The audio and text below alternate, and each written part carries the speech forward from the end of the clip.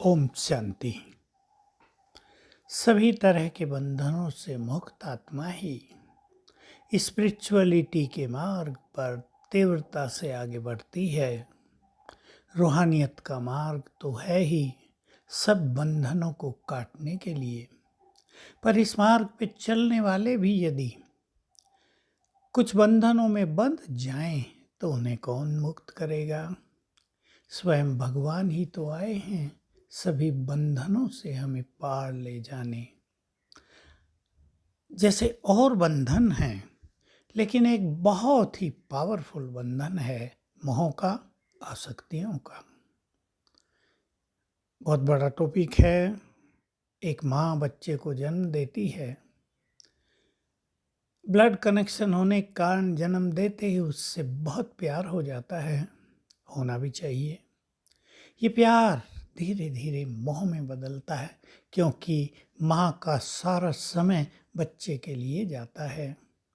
अब जिस बच्चे को वो रात दिन देख रही है, जिसकी पालना कर रही है, जिसको दूध पिला रही है, जिसको फिर भोजन खिला रही है, साफ सफाई कर रही है, स्नान करा रही है, उससे उसका मोह होना बड़ा नेचुरल सा है।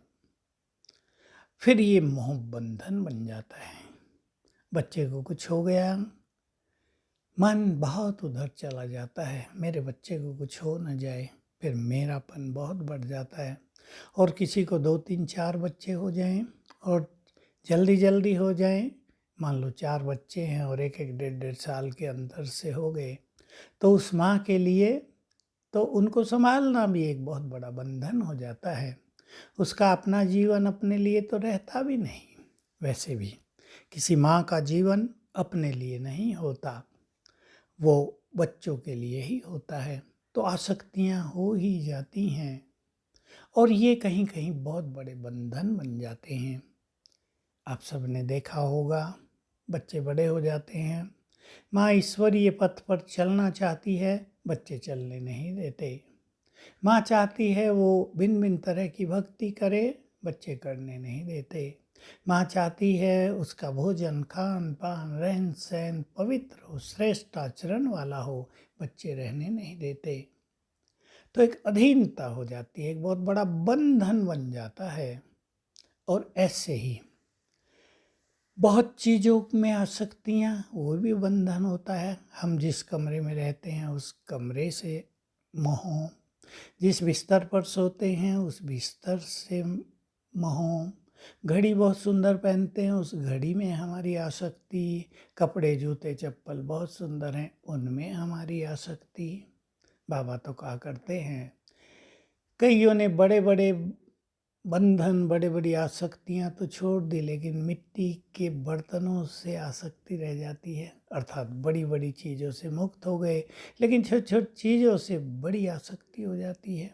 माताओं बहनों को अपनी ज्वेलरी से बहुत ममत्व रहता है, उन्हें देख देख कर खुश होते हैं, होंगे, बड़े नेचुरल बात है, साइकोलॉजिकल बात है, इसमें कुछ बुराई नहीं है। जो चीज़ मनुष्य के पास रहती है वो उसको सुख भी देती है, वो ब्यूटी भी होती है और वो उसको आनंद भी देती है। लेकिन इन सब बंधनों में बंध जाना यही रूहानियत के मार्ग पर सबसे बड़ी बाधा बन जाता है। चीज़ें हैं, पदार्थ हैं, हम सुखों से रहें, हमारे पास बहुत सुंदर गाड़ी है, बहुत सुंदर बंगला है, धन संपदा है, हम उसका उपयोग करें, सुखों से रहें, लेकिन उसके अधीन न हो जाएं। ध्यान ये देना है। जो संपत्ति के धन के अधीन हो जाता है, ये है प्रकृति के दास बन जाना। तो प्रकृति उसे बहुत कष्ट देने लगती है। और जो प्रकृति के मालिक बनकर रहते हैं, ठीक है, बहुत अच्छा रहेगा, रहना ही चाहिए, भाग्य की निशानी है, बहुत सुखों के साधन रहना, धन संपदा रहना। पर मान लो कल कुछ हो जाए या हमारे पास कल कम हो जाए तो हम परेशान न हो जाएं, हम दुखी न हो जाएं, ऐसा ना हो हमारा योग ही न लगे। तो मुख्य लक्ष्य हमें रखना है कि हम परम सत्ता से, शिव बाबा से जुड़े रहें, परम सुख पाते रहें, हमारी एकाग्रता बहुत अच्छी रहे, नेचुरल रहे। और एकाग्रता में जो चीज़ें बाधक हैं, वो हमारे लिए बंधन हैं ही। तो बहुत सुखी रहें, साधनों का सुख उठाएं, लेकिन उनको बंधन न बनने दें, तो जीवन योग युक्त हो जाएगा। ओम शांति।